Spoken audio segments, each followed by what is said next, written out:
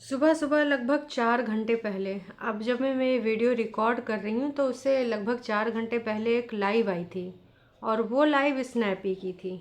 इससे पहले इनका एक वीडियो भी आया था, लेकिन जो लाइव आई उस लाइव के बाद कुछ चीज़ें सामने आईं। उस चीज़ को लेकर दो जगह पे मुद्दा बन गया है। एक लोग कह रहे हैं कि भाई साहब ये ऐसी चीज़ें करती रहती है, इसकी आदत है, पहले पति का और फिर सास ससुर का और फिर ऐसा ऐसा करती आई है और अब ये अंशु के पापा के पीछे पड़ गई है। मामा जी, एप्लीकेशन किसने रद्द कराई? क्या इतनी बड़ी बात पुलिस को लेकर बोल देना कि भैया पैसे लेकर बैठ गए हैं, पैसा खा रहे हैं और मेरी एप्लीकेशन फाड़ के फेंक दी? क्या है पूरी बात की सच्चाई? ये सपना की जो लाइव है ये लगभग लगभग कितने मिनट की है मैं आपको बता दे रही हूँ, आपने देखा ही होगा। 3 मिनट 50 सेकंड की ये लाइव है और ये पुलिस स्टेशन के बाहर, पुलिस थाने के बाहर की लाइव है कि ये गए थे वहाँ पर उस केस को दर्ज कराने के लिए। और वहाँ पर पुलिस ने कहा कि भाई जब आपके पति की डेथ हुई थी तब आप कहाँ थी? तब क्या आप सो रही थी या क्या कर रही थी? तब आपने कंप्लेन क्यों नहीं अपनी दर्ज कराई? इतने दिनों बाद आपको ये क्यों याद आया कि आप अपने पति के लिए न्याय लेंगी? अब आप उनको न्याय दिलाएंगे, अब आप लड़ाई करेंगी, कानूनी जंग प्रक्रिया में शामिल होंगे। आखिरकार पुलिस क्या इस प्रकार से जवाब दे सकती है किसी को? हम सबको पता है कि पुलिस नागरिकों के लिए बनाई गई है। जगह जगह पे जितने भी थाना हैं वो नागरिकों की सुरक्षा के लिए, सुरक्षा व्यवस्था को सुचारू रूप से बनाए रखने के लिए करे गए हैं कि अगर नागरिक में आपस में कुछ मतभेद होता है, कोई किसी प्रकार का लड़ाई झगड़ा होता है या किसी प्रकार का कुछ भी होता है, हर तरीके का जो सामाजिक कुछ भी उत्पात होता है वहाँ पर भी पुलिस होती है। और अगर किसी के साथ अन्याय होता है तो भी पुलिस होती है। हर तरीके के क्रिमिनल एक्टिविटी में भी शामिल होती है। तो पुलिस का एक बहुत अहम रोल है। क्या किसी इंसान के साथ पुलिस इस प्रकार का रवैया अपना सकती है? जी हाँ, आए दिन ये आम बात हो गई है। तमाम लोगों ने तमाम तरह की बातें बोली है कि भाई पुलिस ने हमारी नहीं सुनी। कई बार ऐसे तमाम केसेस सामने आते हैं जब उसमें कोई बड़ा आदमी शामिल हो जाए, या फिर ये भी हो सकता है कि कई बार ये होता है ना कि किसी प्रकार का उसमें कोई पत्रकार या प्रेस मीडिया अपना पार्टिसिपेशन करने लगे। तो ऐसा होता है कि ना फिर पुलिस एक्टिव होकर अपना काम करने लगती है। और ये हमेशा हुआ है कि जिसका पलड़ा भारी रहता है उसके साइड में पुलिस रहती है। अब वो किस तरीके से पुलिस उनके साइड में रहती है, आई थिंक इसको बताने की ज़रूरत नहीं है, क्योंकि यहाँ पर हमारे देश में आजकल ये बहुत काम कर रहा है अंडर टेबल। अगर आपके पास ये है तो आप अच्छा से अच्छा लड़ाई लड़ सकते हो और सच्ची बात को झूठ बना सकते हो और झूठी बात को सच्ची बना सकते हो। लेकिन यहाँ पर जो सपना अपनी माँ के साथ गई थी, तो वहाँ पर उन्होंने एक चीज़ बोली थी कि ऐसे थू है ऐसे माता पिता पे जो अपने बच्चे की जंग को भी नहीं लड़ रहे हैं। आखिरकार अंकल आंटी क्यों नहीं चाहते कि राजवीर जी के डेथ के पीछे क्या मिस्ट्री है वो सामने आए? क्यों नहीं चाहते हैं? क्यों उनको शंका नहीं हो रही है कि ये एक एक्सीडेंटल नहीं, ये कुछ और है कहानी? तमाम लोगों ने तमाम तरह की बातें करी हैं, लेकिन रिजल्ट ज़ीरो ही रहा है अभी तरीके का। तो अभी जो इन्होंने पुलिस केस करा था और तमाम लोग कह रहे थे कि भाई पुलिस में केस चल रहा है, कुछ ना कुछ अपडेट मांगी जा रही थी इनसे लगातार। लोग कह रहे थे कि झूठी कहेंगी, तूने तो सास ससुर पे करा है केस। और तो राजवीर जी की मिस्ट्री तो अभी भी रिजॉल्व नहीं हुई कि आखिरकार राजवीर जी के साथ हुआ तो हुआ क्या। एक बार भी तुमने ये सारी चीज़ें नहीं बोली, बोली नहीं बोली, है ना? तो उसके रिगार्डिंग सपना अपने माँ और भाई के साथ आई थिंक गई थी। लेकिन क्या हुआ कि भाई साहब वहाँ पर पुलिस ने शायद उनकी एप्लीकेशन फाड़ के फेंक दी और उनसे बोला कि भाई तुम सोशल मीडिया पे ये ड्रामा करती रहती हो, वीडियो बनाती रहती हो। जब तुम्हारा पति इस दुनिया में नहीं रहा तब तो तुम वीडियो बना रही थी, रोना धोना मचा रही थी, तब तुम क्यों नहीं आई थी? और अब इतने सालों बाद तुमको याद आया है कि तुमको अपने पति को न्याय दिलाना है, तुमको जंग लड़नी है, तुमको राजवीर जी की आत्मा की शांति के लिए कुछ करना है। तो आखिरकार आप क्यों नहीं थी तब? काहे नहीं आई? इस प्रकार की बातें पुलिस क्यों बोलेगी? वजह जो भी इनकी रही हो, जो भी नहीं गई हूँ, पारिवारिक दबाव या फिर कोई घर का नहीं चाह रहा था या फिर बच्चों का डर कि हमारे छोटे छोटे बच्चे हैं, घर में कोई पुरुष वर्ग में कोई मजबूत आदमी नहीं बचा है, पापा जी को बहुत बुजुर्ग भी नहीं बोल सकते, क्योंकि पापा जी अभी भी नौकरी में हैं। इसका मतलब वो 60 साल के नहीं हैं, है ना। तो उस टाइम इनके मन में सबके बहुत सारे डर चल रहे थे कि अगर किसी माफिया का काम है या फिर किसी गुंडे मवाली का काम है तो भाई साहब। हाँ जी, तो मैं ये बोल रही थी कि फिर इस प्रकार की चीज़ें ना होती नहीं हैं, है ना। और ये जो चीज़ें करी गई हैं ना, तो इसके पीछे कुछ ना कुछ रीज़न है। पुलिस का काम है, भले न्याय के लिए कभी कोई आए, आपको एफआईआर करनी होगी, आपको एफआईआर लेनी होगी, दर्ज करनी होगी। अगर कोई उस घर का मेंबर आ रहा है, सदस्य आ रहा है, और यहाँ कोई रिश्तेदार नहीं, गांव का कोई इंसान नहीं है, आपकी उनकी बीवी हैं, तो उनका पूरा पूरा अधिकार है इस चीज़ को, केस को रेस करने का। तब क्यों नहीं किया? अगर आपको जानना ही था तो आप उनसे पूछते, वो जवाब देते। पर इस प्रकार से बदतमीज़ी करके किसी का एप्लीकेशन फाड़ के फेंक देना बिल्कुल भी उचित नहीं है। मैं हमेशा बोलती हूँ कि चलो ठीक है, एक बार के लिए एक लड़की के ऊपर तुम ये सोच सकते हो कि भाई साहब उसने ऐसा ऐसा किया, ठीक है यार, उसका तो पति ही था। लेकिन एक माँ बाप कैसे मान गए? ये सवाल आज भी उतना ही कठिन है जितना पहले था, कि उनके माता पिता जिनके इकलौता दिया घर का बुझ गया, उनको क्यों नहीं जानना है कि उनके बेटे के साथ क्या हुआ था, क्या गुत्थी है? क्या उनके मन में ये सवाल नहीं कचोटता कि क्या हुआ था राजवीर जी के साथ? क्या उनको अपने मानसिक शांति के लिए ये नहीं सुनना है कि वो नॉर्मल एक्सीडेंट था या फिर कुछ और था या कोई षड्यंत्र था? मैं पहले भी ये सवाल उठा चुकी हूँ। और अंकल आंटी का ये चुप्पी मुझे कभी भी समझ में नहीं आती, कभी भी नहीं।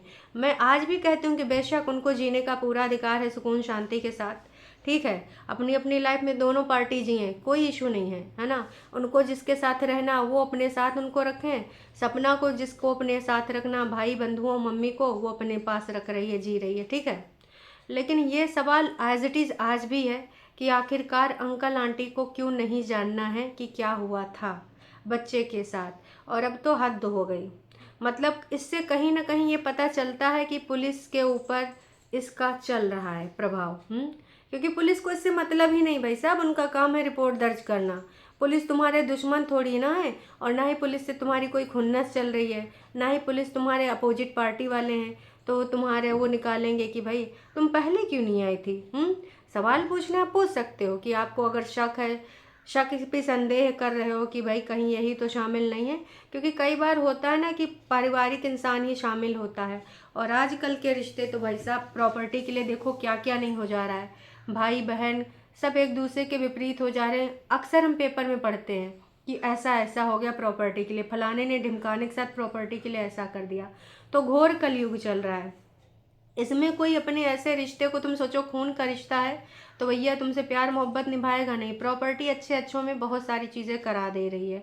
ये हम खुद अपने आसपास देख रहे हैं, अपने आसपास के पेपर्स में देख रहे हैं, जो जहाँ पर भी रह रहा है वहाँ के आसपास एरिया में देख रहा है। लोग इतना ज़्यादा कुंठित हो चुके हैं, जबकि प्रॉपर्टी यहीं रह जानी, कुछ भी साथ नहीं जाना है, लेकिन फिर भी लोग पागल हो गए हैं। तो पुलिस को अगर शंका थी तो वो पूछ सकती थी, जांच पड़ताल कर सकती थी। लेकिन एप्लीकेशन को फाड़ के फेंक देना, ये भाई बिल्कुल भी नहीं पचा, बिल्कुल भी नहीं पचा। बाकी मैं यही कहना चाहूँगी कि भाई अब समझ में आ रहा है कि पुलिस ऐसा क्यों कर रही है। पुलिस अब आपका काम था कि भैया इसके रिगार्डिंग आप पता करो कि क्या हुआ क्या नहीं हुआ। पुलिस के रवैये से तो लगा, अभी पता लग रहा है कि भाई वो बिल्कुल इंटरेस्ट ही नहीं ले रही है, उसको मतलब ही नहीं केस से। जबकि ये चर्चित केस रहा है, ये वाईटी का सबसे चर्चित केस रहा है, और उतने ज़्यादा इस केस में मिस्ट्री है कि सच क्या है। आखिरकार राजवीर जी का जो इस दुनिया में वो नहीं रहे, उसके पीछे की कहानी क्या है। क्योंकि एक दो दिन तक तो जब तक आधिकारिक तौर से उधर पुष्टि नहीं करी गई थी शिवी के द्वारा या फिर अंशु के द्वारा, तब तक लोग बिलीव ही नहीं कर पा रहे थे। जितने मुंह उतनी बातें हो रही थी। कोई कह रहा था झूठ फैलाया जा रहा है, उनकी उम्र बढ़ जाएगी। कोई कह रहा था कि भैया हमारे यहाँ पे कुछ कहावतें हैं, कौवा बैठ जाए तो ऐसा ऐसा झूठ बोल देना चाहिए। मतलब हर तरह की भ्रांतियाँ सामने आ रही थी, लेकिन कोई भी इस बात पे बिलीव नहीं करना चाह रहा था। सब लोग यही चाह रहे थे कि काश ये झूठ हो, काश ये झूठ हो। क्योंकि मतलब उस घर में हमने देखा था कि कोविड के दौरान सूरज जी के साथ क्या हुआ। एक छोटी सी बच्ची और सपना को पीछे छोड़ के चले गए। फिर से खुशियाँ इनकी ज़िंदगी में आई, और तब राजवीर जी से इनकी शादी वादी हुई, जो कि घर के लोगों ने कराई ऑफ कोर्स। उसके पीछे भी बहुत सारे रीज़न हैं। कोई कहता है चैनल चला जाता, पैसा चला जाता है इसलिए मजबूरी बस किया। कोई कहता है कि देवर भाभी का चक्कर चल गया था इसलिए किया। कोई कुछ कहता, कोई कुछ कहता। जितने मुंह है उतनी बातें हमने सुनी हैं। देखो सच्चाई क्या है ये यही लोग जान सकते हैं या फिर ईश्वर जान सकता है। सब अपना अलग अलग आइडिया लगाते हैं। कुछ लोग सपना के प्रीवियस वाले वीडियोस देख के बोलते हैं कि देखो भैया किस तरीके का बिहेवियर था देवर के प्रति, मतलब भाई कुछ दाल में काला था। कुछ लोग पुरानी वीडियोस पे जाके कमेंट कर रहे हैं कि बहुत इतराती थी देवर के सामने, बाल खोलती थी, फलाना ढिमकाना। जिसकी जैसी सोच वो अपने अपने विचार वैसे लिखता है। हम किसी की सोच पे लगाम नहीं लगा सकते, है ना। सबके अपने अपने पॉइंट ऑफ व्यू होते हैं। पर मैं यही कहना चाहूँगी कि अगर इस शादी से राजवीर जी राजी नहीं होते तो कोई ज़बरदस्ती नहीं करा सकता। सच बात ये भी है। भले आज अंशु कुछ और कह रही, पड़ोसी कुछ और कह रहा है। पड़ोसी ये पुष्टि करने की कोशिश कर रहा था कि दोनों का अफेयर था, इसलिए उनके बड़े भाई के जाने के 1 महीने बाद ही, 1 महीने के अंदर ही अंगूठी पहना दी गई बर्थडे पर। जबकि बिटिया रानी बोल रही थी कि नहीं नहीं ये तो झूठी बात है, इसमें कोई सच्चाई नहीं है, अफेयर वफेयर वाली कोई बात नहीं है।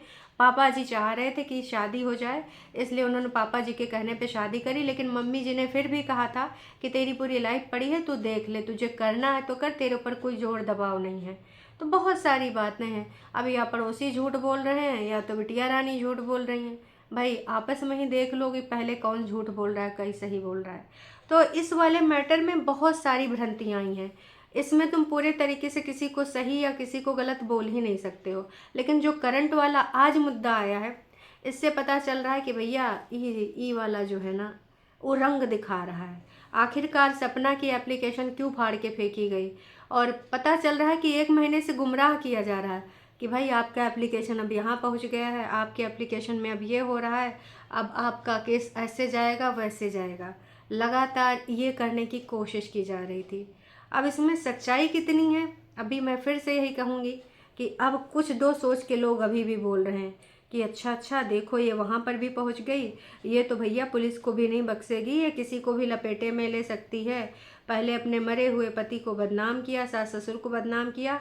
और जो लड़के इस पर ज़्यादा भरोसा करते हैं, जो लड़कियां इस पर ज़्यादा भरोसा करती हैं, इसको गलत नहीं बोलती हैं, सपोर्ट करती हैं, भाई साहब तुम लोग गलत दिशा में जा रहे हो। और अब देखो अंशु को भी बदनाम किया, उसने इसका सपोर्ट किया हर तरीके से। और अब पुलिस बची है तो बस पुलिस को भी बदनाम कर रही है। अरे वाह जी वाह। अगर पुलिस ने एप्लीकेशन फाड़ा नहीं होता, पुलिस ने निकाला नहीं होता, पुलिस के ऊपर आप ऐसे एलिगेशन नहीं लगा सकते। पुलिस कोई आपका परिवार नहीं, पुलिस आपका कोई पड़ोसी नहीं, पुलिस आपका कोई रिश्तेदार नहीं। पुलिस के बारे में अगर आप इतना बड़ा स्टेटमेंट दे रहे हो कि कौन खवा रहा है, कितना खवा रहा है, किधर से कमाई आ रही। आंटी जी खुन्नस में बोली थी कि अपनी बेटी से कमा कमा के पुलिस को भर रहा है। तो वो आपस में जो खुन्नस है इन दोनों की, इन सब की, वो दिख रही है। क्योंकि देखो प्यार मोहब्बत तो है नहीं, इन दोनों की खुन्नस ही दिख रही है, कोई लगाव है नहीं, कोई आत्मीयता है नहीं, तो वो खुन्नस ही निकल आ रही है। पर ऐसे पुलिस के बारे में इतना बड़ा स्टेटमेंट देना, कानून के बारे में बहुत बड़ी बात होती है ना, कि पैसा खा रहा है पुलिस, वो भी पब्लिक प्लेटफॉर्म पे। ऐसे आप नहीं बोल सकते हो, इसके कुछ रूल्स रेगुलेशन होते हैं। पर हाँ, अब पुलिस ने ऐसा करा है तभी उसने इतना बड़ा स्टेटमेंट दिया है मेरे हिसाब से। बाकी दोस्तों आपको क्या लग रहा है, क्या नहीं लग रहा है। अब मुझे लगता है कि अब इसमें अगर मीडिया आ जाए, मीडिया इन्वॉल्व होगी ना, तो दूध का दूध और पानी का पानी होगा, और पुलिस पे भी प्रेशर होगा, तब वहाँ पे पैसा भी काम नहीं आता है। क्योंकि आजकल मीडिया अगर किसी चीज़ में इन्वॉल्व कर रही है ना, इन्वॉल्वमेंट दिखा रही है, तो अच्छी अच्छी चीज़ें हो जाती हैं। चाहे वो कुंभ वाले कांटे वाले बाबा को भगाना हो, चाहे वो आईआईटी बाबा का हो। अभी देखो उनके काका निकल के आ रहे हैं कारनामे, कभी वो मादक पदार्थ के साथ गिरफ्तार होते हैं तो कभी कुछ। तो मीडिया, सोशल मीडिया के पास बहुत ताकत है, अगर चाहें तो इस चीज़ में बहुत कुछ हो सकता है। बाकी आप सबको क्या लगता है, क्या नहीं लगता, कमेंट करके ज़रूर बताइएगा। आपको क्या लगता है कि कोई झूठ फरेब कर के पुलिस को फंसा सकता है? नहीं, बिल्कुल भी नहीं। और पुलिस के बारे में आप अपना ऐसे भी कोई उल्लू पुल्लू स्टेटमेंट नहीं दे सकते हो। पुलिस है भाई साहब, पुलिस पुलिस उल्टा कार्रवाई कर सकती है उनके ऊपर अगर आप इस तरह के झूठे एलिगेशन लगाओगे। बाकी चलिए देखते हैं अब नेक्स्ट स्टेप क्या होता है, क्या नहीं होता है, क्या अपडेट आती है। अभी के लिए इतना ही।